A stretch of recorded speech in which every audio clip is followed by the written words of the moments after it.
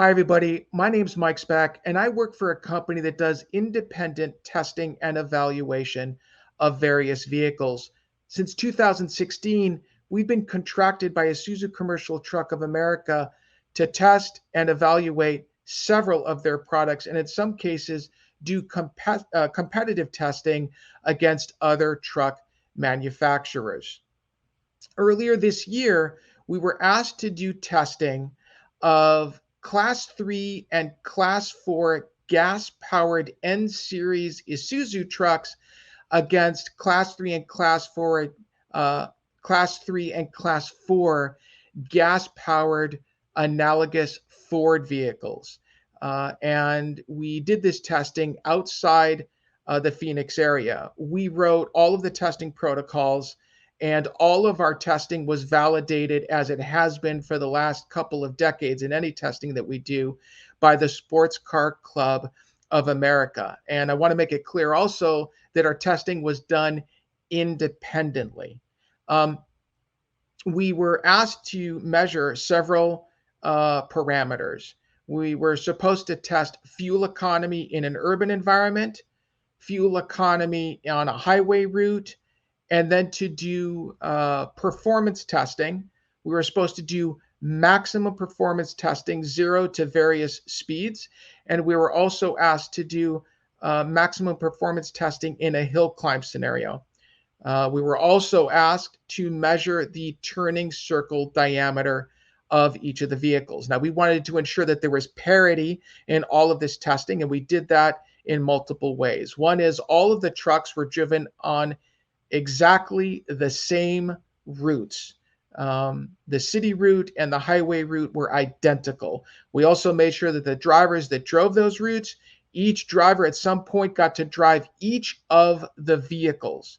And we also made sure that the drivers of those vehicles understood that however they drove one truck, they were supposed to drive all of the trucks, simply because we realized that driver behavior can have an effect on testing results.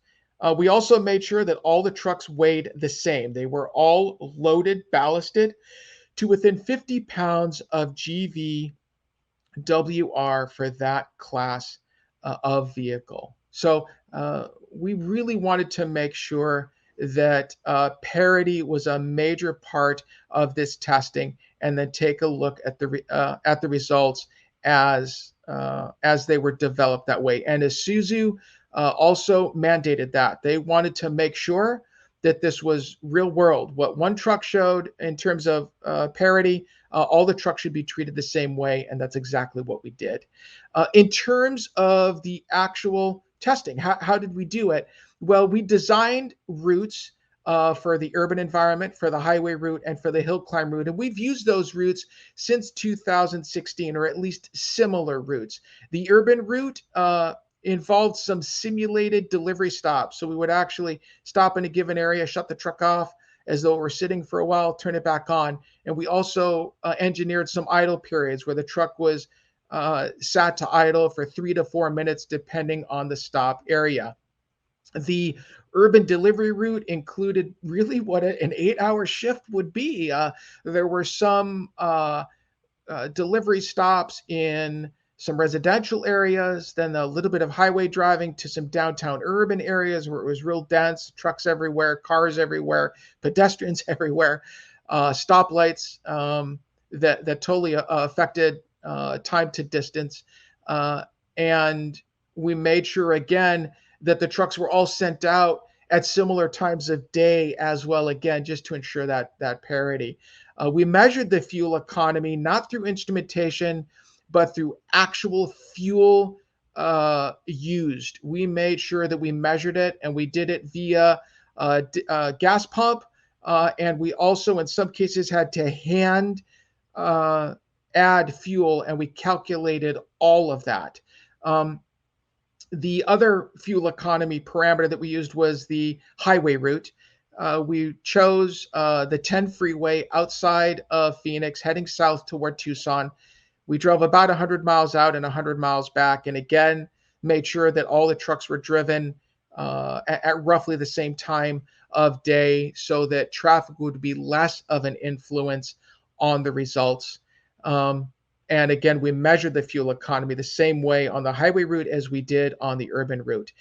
In terms of acceleration, we rented a small airstrip as we've done before and used that runway to measure via instrumentation what acceleration numbers were for 0 to 20, 0 to 30, 0 to 40, 0 to 50, and 0 to 60. And we also measured maximum braking from 60 back to 0 on all of the vehicles. And then our hill climb route was done on some roads that head into a mountain community outside of Phoenix called Payson. We chose two long hill climbs of roughly a 6% grade. The trucks were accelerated from 0, and then it was determined through instrumentation again what the acceleration was of the truck, what the grade was, and what the maximum speed was for each of the trucks. So, what did we find out? Well, the fuel economy numbers, especially in the urban areas between the Isuzus and the Fords, were actually pretty similar, and that really wasn't very surprising to us. We also found, in terms of the acceleration in what we would consider an urban environment, 0 to 20, 0 to 30, 0 to 40, was pretty similar also between the Isuzus and the Fords. But we did find that the Isuzus had some real advantages, especially in the urban environment, in two key areas. One was maneuverability. Now, you all know that Isuzus turn on a dime. They really do. They're incredible that way. But you might not realize just how good they are when you compare them to a conventional cab. The Class 3 Isuzu had a turning circle diameter roughly 17 feet shorter than the F350. It just amazed us how much shorter it was. And the Class 4 Isuzu, if I remember correctly, was somewhere in the 14-foot range difference. So why is this so important? Because to our mind, in terms of an urban, dense urban environment, this is a critical thing, simply because it means that the truck is more maneuverable. More maneuverability means that that truck is going to have to back up less. And we all know that backing up presents more chance for problems. We also know that maneuverability means less of a challenge for the driver, especially when they're maneuvering in tight spaces. And less of a challenge means less of a chance of there being a mistake. So safety is a critical component there. But that's not all. We also know that when a truck has better maneuverability, there is a greater chance that there's more efficiency. The truck is just going to be able to make its stops in less time. Now, the other area where the Isuzu really shined, and we determine this really through driver feedback, and we got a lot of driver feedback from each of the drivers. Forward visibility in the Isuzu was markedly better, especially in terms of seeing things immediately in front of the truck that are low, something that's shorter, like a kid that might dart out in front of a vehicle in a congested parking lot, like a mall parking lot.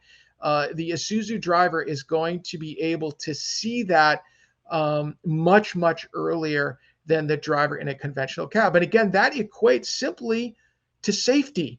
That's really the key element there. And safety, of course, is important. So those two elements made the Isuzu really shine, and it just made more sense as an urban delivery vehicle. Now, were the Fords good in areas?